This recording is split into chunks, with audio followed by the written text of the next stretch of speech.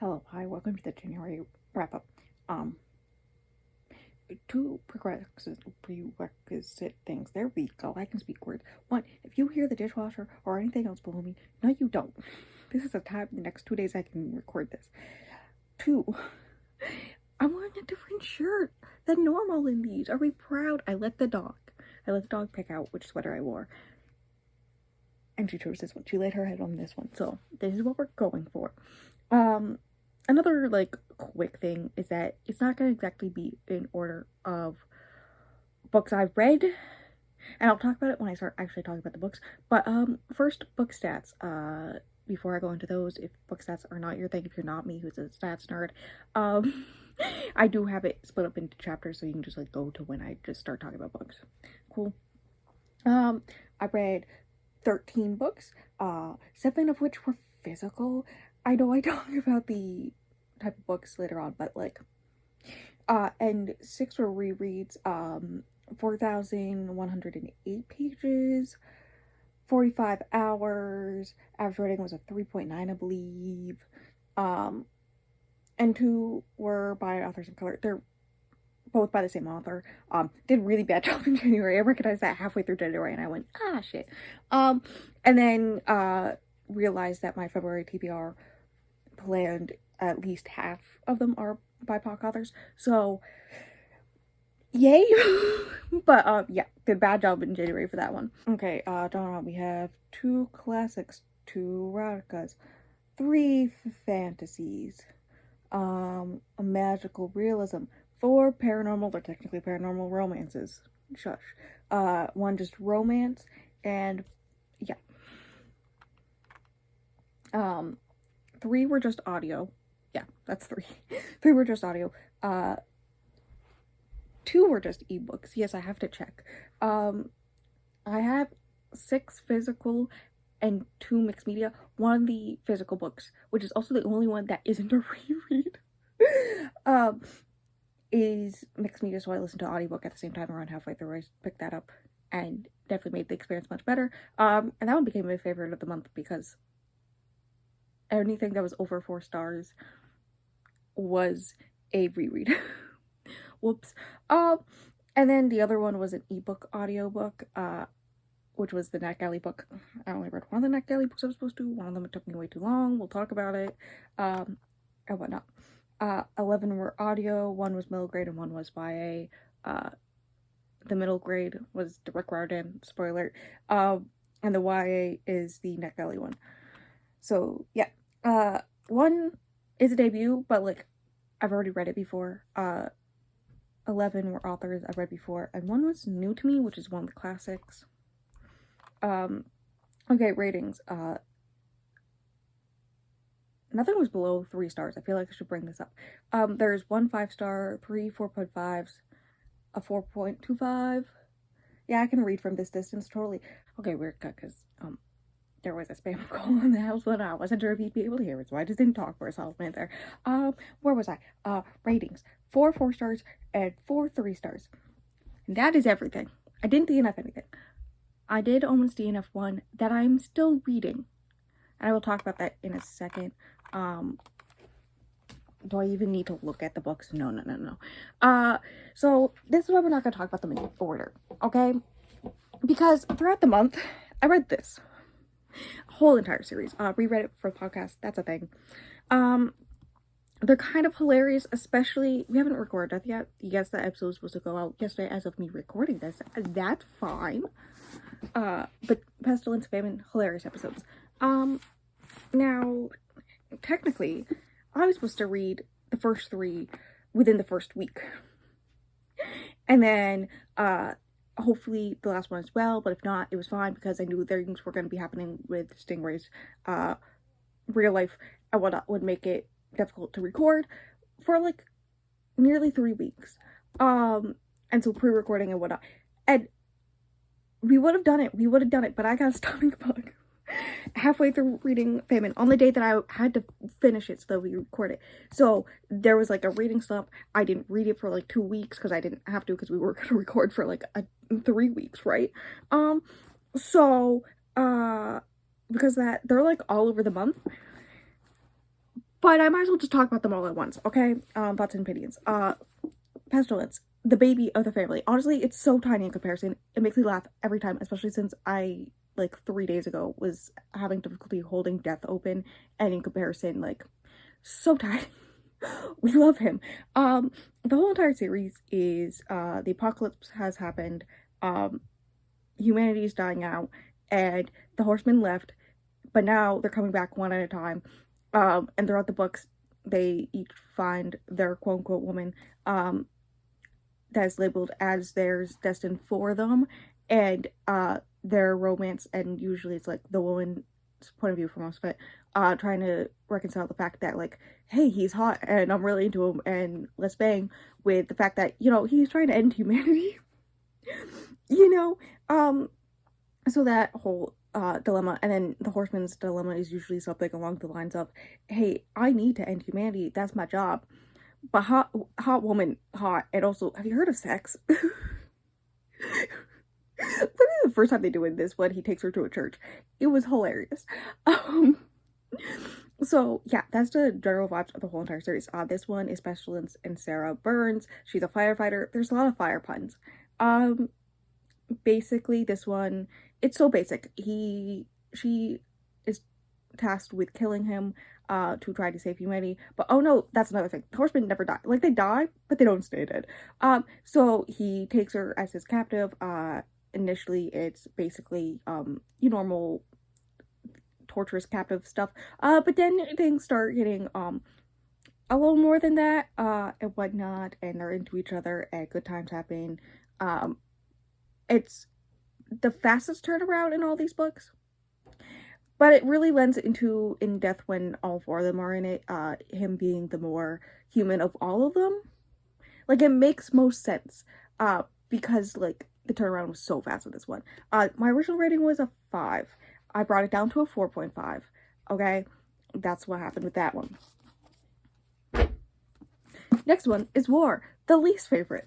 This is the one with the racism question mark, especially with the things that are happening in Gaza and Palestine in general right now. I'm pretty sure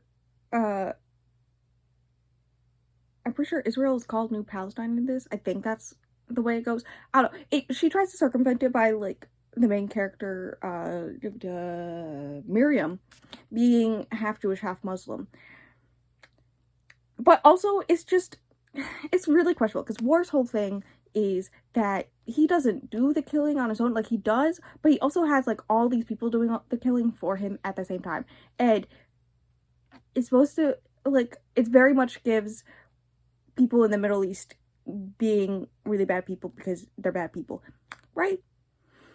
Right? Like, you can see where the racism complaints come in with this one. On top of that, this one's the least. This is so long for no reason. It's so fucking repetitive. I don't remember the exact number, but I did download it because I have Kindle Unlimited right now. So I downloaded the ebook, and I searched for the word wife, and it comes up more than 100 times. That's how often he calls her his wife. It is obscene. It's so repetitive. It's so boring. It's very mid. There's also the surprise pregnancy trope. The most exciting part about this book is the weird zombie stuff, but, like, that's not even exciting after, like, the second or third time. Like, it's not that good. In general, also War is officially my least favorite. Famine and Death is very much more questionable than War in general, but War in general is just so many issues with this man, okay? Also, you know, the whole reason why they get together is because she's assaulted by a bunch of men. Do I need to continue? So this one's just boring in general too. You wouldn't expect that with everything I said, but it is. So I lowered this one, I believe, from a 4 to a 3. Each time I read it, I lower it another star. Did I mention this is my 3rd read of all of them? Famine, okay? This one, I remembered hating Famine, loving the main character, Anna, who is in the beginning of the book, a prostitute, okay? They have history. Also, when she was 17, she found him. He had recently escaped captivity where he was tortured by humans for years. And she basically, keeps him hidden and safe until his magical angelical abilities heals him enough to get his revenge. And then she freaks out because, like, in his revenge, he also killed her whole family. And he's all like, come with me, Flower. And she's like, no. And runs off on her own. And she becomes a prostitute. And then they run into each other years later. And he does not recognize her and has her killed among everyone else in her town. And so now he's killed everyone that she's known twice. So now she's hunting him down to kill him, but can't go through with it because she just does not have that in her. And so he takes her as his captive. And the banter in this one is top tier. This one is the best one of banter. Pestilence is second place in that category. But this one's so good. Like, I questioned why I had my rating at 4.5 stars because I remember disliking Famine. I dislike Famine and Death. Famine and Famine. Hilarious. I love this man. I love them together. That episode is hilarious because one, Stingray is sick, and two, Stingray is simping over the fact that Famine can affect the weather with his emotions. So whenever things get steamy, like the first time they kiss, he causes a lightning storm and she freaks out. She's like, what the fuck?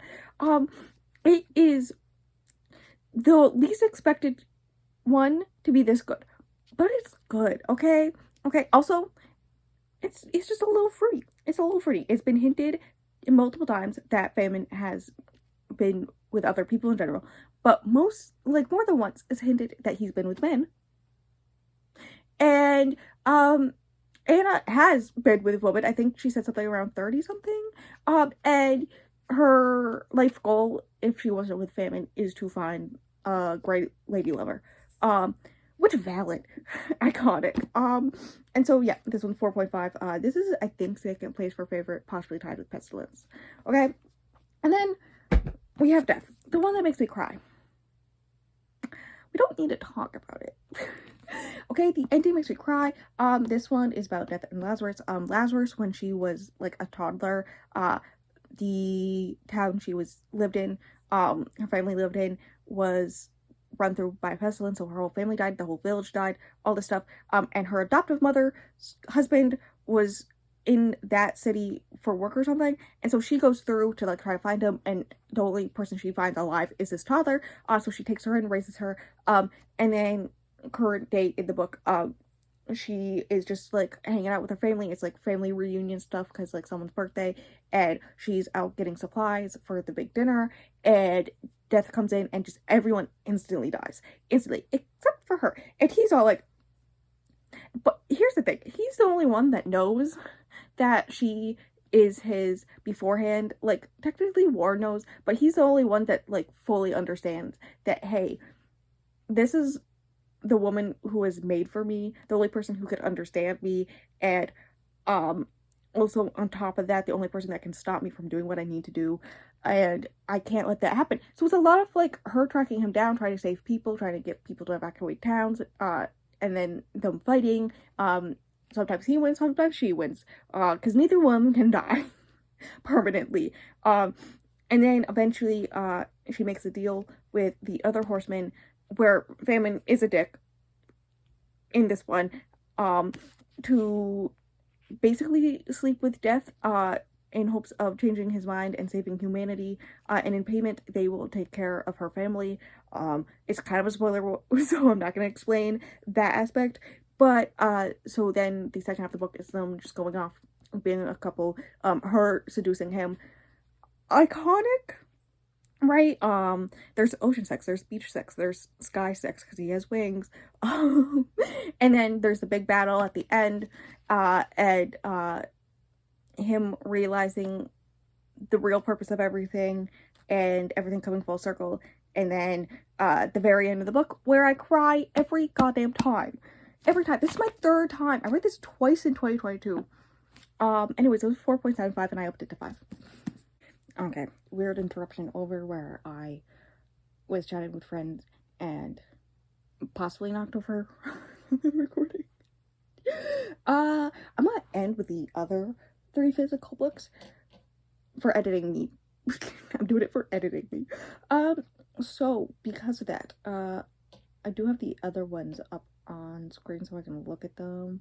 I'm gonna start with the other, or the ebooks, right? We have In an Absent Dream. Okay, here's the thing. I know there's the, is it Macmillan St. Martin's Press boycott happening. I did not realize the Wayward Children books, every time I forget, I know they're published by Tor, but I forget that Tor is part of that. But then I was like looking things up, and like I'm pretty sure that Tor is one of the imprints where it's like fine to read. I don't know. It confuses me every time. So I just try my hardest to not read them, and I'm pretty sure other than In an Absent Dream, I did a good job. Okay. That was in a vlog.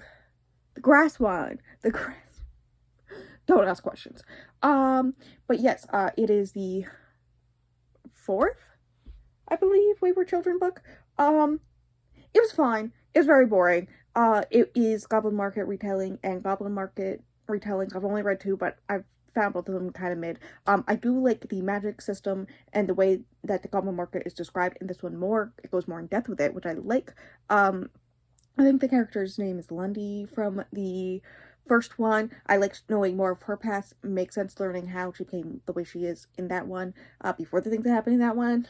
Cough, cough.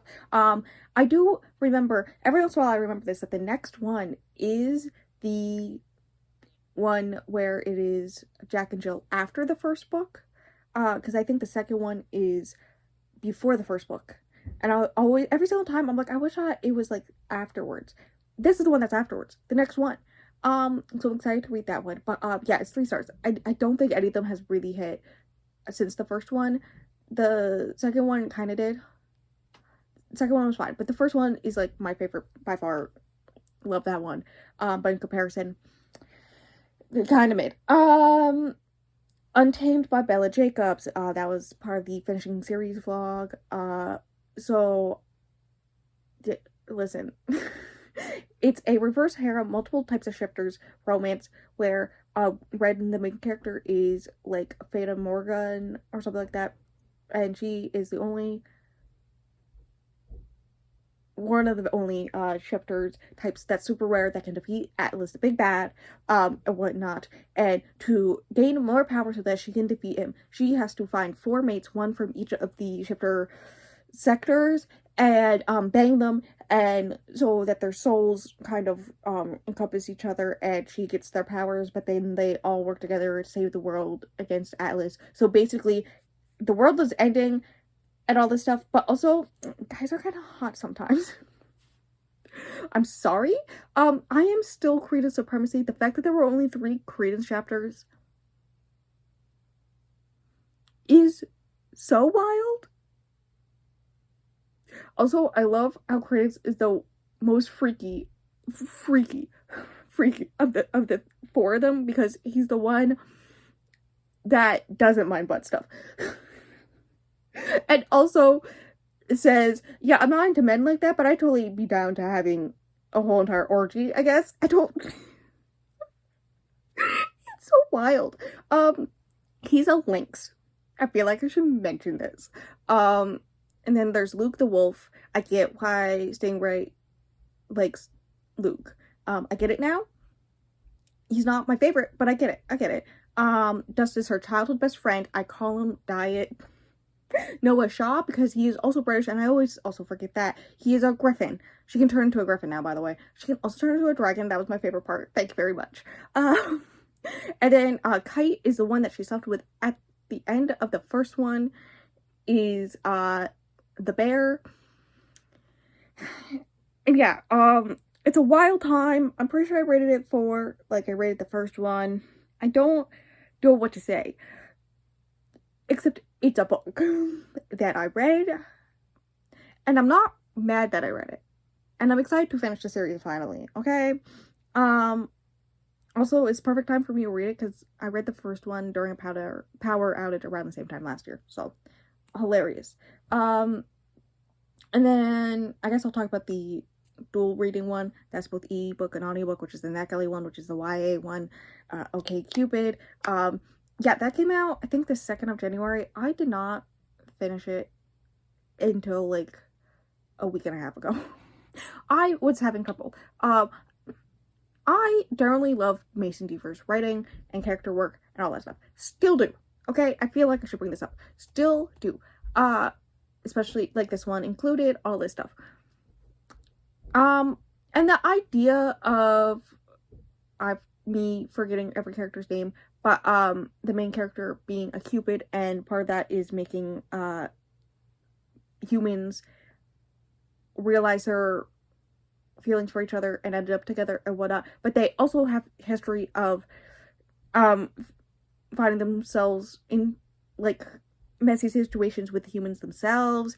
And so they're on a trial period. They have to make this couple in high school, or these two people in high school used to be together, and whatnot. But then one, like, part of it is going to high school for the first time.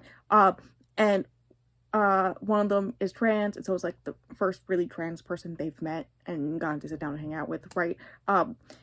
And who fully understands that part of themselves, right? And then the other one they also become friends with, and so they're like good friends with both of these people, and low-key romantic feelings start happening again, and all this stuff, right? And so it's like a lot of the message is very much like, what is your purpose in life? What if you feel like what's been told to you is your purpose of life isn't actually that, or you don't feel like that's who you really are, and you change who you feel like you should be and whatnot, what you should do with your life, all that stuff, especially in feeling like you belong finally and whatnot. All that stuff is well done, and the premise itself is interesting. I'm not doing a good job of explaining it.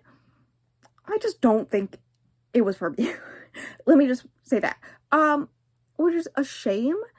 I think this is the only one that I've rated below 4 stars. I'm pretty sure I rated The Ghost We Keep 4.5. If not, I'm insane. But yeah, I rated it 3 stars. It was fine. The only reason I got through it is because it came out and I was able to get my hands on the audiobook, okay? When I did have the stomach bug, the only thing I read was like 3 pages of that book, just so that I could have the whole entire January reading challenges thing going on Storygraph. Because like I was not feeling it. It put me low-key in a reading slump, all this stuff. And it's just a real shame. But I did like the ending. And I still love Mason Deaver. So, you know, do that what you will. We're going to audiobooks around the world in 80 days. Also part of the Grassroots vlog. 3 stars. I don't really know how to describe what this book is. This rich white guy makes a bet with his other rich white friends that he can go around the world in 80 days. They go, okay, bet. And it's like half of his money, and the other half is gonna have to be used up to do this. Right. So he's going off with his new servant, who's a Frenchman. And also around this time, there's been a bunch of burglaries. I can't speak words. And someone from the police department is very sure this man's is the one doing the burglaries, doing all the thieving, okay? And all his co-workers are like, that's a little weird. Like, he's a rich guy. Why would he need to steal, I think it's bank robberies. Why would he need to steal and all this stuff? And like the fact that he's leaving the country all of a sudden because of this bet makes him more suspicious to him and all this stuff. So he's stalking him this whole entire trip. There's this whole thing where they save a woman of color in another country. There's a lot of like questionable things there, right? Part of traveling the world in 80 days is going to other countries where there's people of color, and them viewing them in a certain way, training them in a certain way, doing things in a certain way, viewing their culture in a certain way, interrupting their culture to basically just a wild time. I don't know how to explain it. It's just, there's this one part where his French servant goes to a temple of some kind. I think it's a Buddhist temple, don't quote me on that. And he doesn't take off his shoes because he does not know. And so then they arrest him. And then the main character just pays off them arresting him so that they can still continue on their journey. Like, it's an exorbitant amount of money that he pays them off and whatnot. And it's supposed to be played off as like, how dare they? And it's just like, you do realize you're interrupting their culture and their religion, right? You're intervening yourself into that and then getting mad the way that they do things. Yeah. Anyway, so this woman is now part of their crew, and haha, romance. There's like this whole thing where he's her savior and he white man, and he protect her, and so now they together at the end. But basically, in part of the stalking that the police officer is doing, he becomes friends with the French servant, and then the French servant learns, oh, you're a police officer and you think he did these bad things and you're planning to arrest him and all this stuff. And he then literally drugs him and leaves him in another country to make it so that the French servant can't tell his boss. I know it's a different time, but dear God, with opium, I might add. Oh my God. And then, shoehorns himself into the Mr. Rich guy's, group so that, like, they're together. They get there in time, but then, as soon as they get on English soil, he's like, you're arrested for these robberies. And then he brings him into the police station, and after, like, hours of sitting in the police station, the police are like, oh yeah, we already caught the guy. Whoops. When he punches the police officer, I was like, iconic. Because, yes. I don't think the French servant told anyone that he drugged him. Right?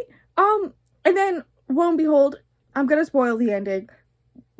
So, like, skip 5 seconds. Actually, they had the date wrong because time change, and they actually did get there in time, and he proposes to the woman. The end. It's 3 stars. That's what I gave it. The other audiobooks are both part of the Mistress series by Anna Stone. So it's me finishing a series. Let's be proud. There's 4 over there. That's the thruple one. We all know that I'm not gonna remember the names, but there's one of them is part of the Mistress media. There's the other one is her longtime partner / girlfriend, who is a fashion designer. Right, they've been together since, like, college, all this stuff, and then they're really into this florist who is down on their luck with money, but also her ex-girlfriend is blackmailing her, and all this stuff, and harassing her. There's, like, this whole thing where she breaks into her store and, like, destroys everything, so she can't, like, even, like, open up her store again. Like, it's obscene. And trying to take, like, her money from her, despite the fact that, like, legally she has no right to it, all this fun stuff, right? So she's down on her luck with all this stuff. When she starts a relationship with them, she tries out with each of them on her own to see if she likes them both, and then together as a throuple, right? There's horseback riding, they go on vacations together, it's very sweet, very much them just, like, being like, we want to take care of you, and her being like, I don't need money though, and I'm just like, where's my 2 strong lesbians to take care of me? Okay, there's a part where one of them goes up to the ex-girlfriend and literally is all like, if you ever try to hurt our girl again, I will destroy you. And I was just standing there just like, oh God. Okay, like, just, I'm into it. It was good, okay? It was 4 stars. I think other than the first one, these 2, and spoiler for the next one, I also rated 4 stars. The first book in the series, Tangled Vows, I think I also rated 4 stars. Otherwise, they're all 3 stars. I'm pretty sure. So, that's good news. But yeah, it was good. They end up together at the end. And then, last thing I read yesterday was Guarded Desires, which is the last book in the series, which is the woman who's in charge of the, nonprofit aspect of Mistress Media, right? Who is like an heiress of this big company, right? And she has a stalker now, and so she hires this bodyguard company to take care of her. But, like, the main one she hires the whole company, but the one who's, like, her specific personal bodyguard is also the one she starts a relationship with. She's, like, ex-Marine, parents murdered right in front of her, legal guardian of her sister, all this stuff. And so then this rich, beautiful woman is all like, hey, you take care of me in, like, business-wise, like, you take care of my safety, but I will take care of your emotions. That's kind of the thing that's going on here, right? At one point, the stalker does kidnap her. That's wild. One of them gets shot. It's a wild time. but also at the same time, they're just having this cute little relationship, and like, they're so cute together, and I love them. And I stand by my Goodreads review that the only thing, one of the very few things better than a bodyguard romance is a lesbian bodyguard romance. 4 stars. I already said that.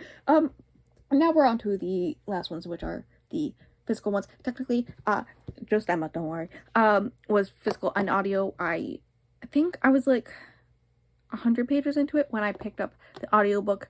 I knew that the character of Emma was going to be the hardest one for me to read without audio helping. I was right by that. As soon as I picked up the audiobook, it was much easier for me to get through it. And then once the good shit started happening, there's like one specific line, I can't quote on my brain, but when he tells her that his feelings for her, and he says something along the lines of, if I loved you any less than I do, I would be able to talk about it.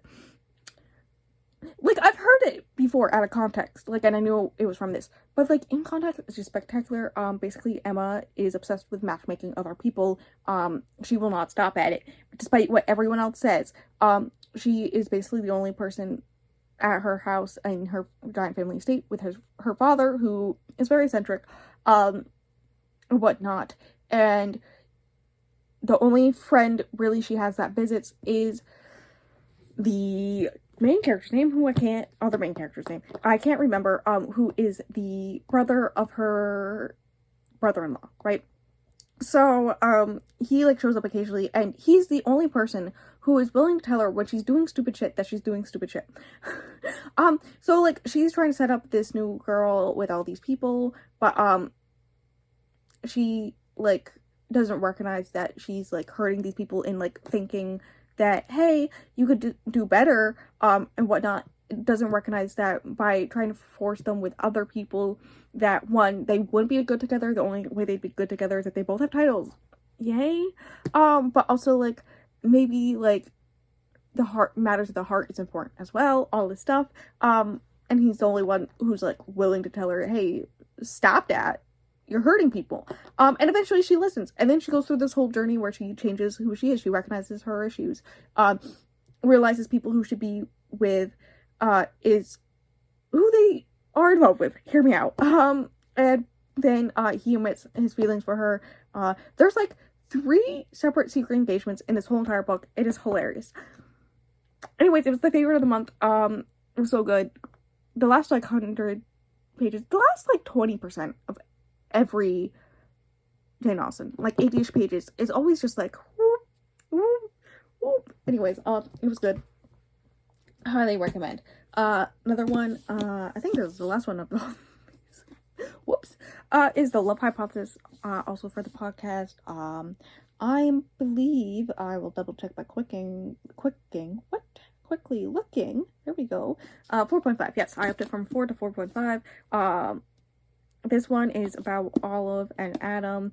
Olive is a PhD student. He is a professor, and whatnot. And she wants her best friend, and that I have thoughts on as well. And her ex, who she went on like 2 dates with and never really liked. They both like each other, but her best friend won't date him because she's like girl code. And so in order to make her best friend to think that she isn't into this guy, please, for the love of God, just believe what I'm telling you. She tells her that she's on a date, but then she walks into the lab when she's supposed to be on the date, but it's actually doing lab work, and so she does the only thing she can think of, which is kissing the closest guy to her, which is Adam. And then Adam's like, there's the banter, and then basically they make a plan to fake date so that her best friend thinks that she is moving on, and so that the department gives him back his funds, because they took away like a quarter of his funds because they believe that he is going to leave, and so if he shows that he's willing to put down roots by having a long-term girlfriend, then they'll give back his money. Yay. And whatnot. There's also all these other things happening. It's a good time. It's great. 4.5 stars. Okay. I should probably read all the other Ali Hazelwoods over here. There's like 2 over here. And then the last one, the middle grade. I'm pretty sure this took me 94 days. We don't need to talk about it. Technically, the I only read like half of it this month, because it took me like 90 something days. Which is fine because I only read half of another book this month. I didn't finish it. So like we'll just put that 150 pages into this, and woo, there we go. Not exactly reading all of it, but like a good chunk. So you can see I recognize where I put my coffee on my book. Whoops. So yeah, it's the fourth book in a series. This is the last one. That's a reread for me. I'm scared. I'm nervous. I love them. How did I forget about Percy being able to blood and like basically any liquid bend? Like what the Percy, Percy, please. I love Nico. I love Leo. Just my Leo. Okay, just my Leo. Hazel accepting her the full depth of her powers. As well as Frank also doing that. And just I love that for them. Nico starting to accept his sexuality. The only person knowing about it being Jason. I'm not the biggest fan of Jason in general. He's just a basic guy, okay? Right? So Jason coming into issues of him trying to figure out if he's actually a good leader or if they just put him in church because he's the son of Jupiter. And also like he's not really, in his mind he's not doing enough. Everyone else is like saving him, including Piper multiple times. Dude, Piper god tier in this book. Okay, she fucking uses her powers to make a animatronic dragon head come back to life. We love it. Okay, we love an icon. Anyways, it's good. The only reason it's a 4.25 instead of 4.5 is because it took me like 90 something days. Okay, that's the only reason why. Okay, and now it's the part where I have to go put all these books away. I have other things I need to do. But yes, thank you for coming to this video. The next video should be Wednesday. It is going to be the weekend reading vlog. So that's fun. When you're watching this, I'm probably reading that book. Okay? That is everything. Check out the podcast up above in the cards, as well as the 3 vlogs for this month. I just realized, I was like, what was the weekend reading vlog? And that was me reading, I think it was, War. I'm pretty sure. I don't know. So the 3 vlogs will also go up above in the cards. That is everything. Links below if you want to do all the things, and that's that. I'm gonna go put all these books away. There's so many.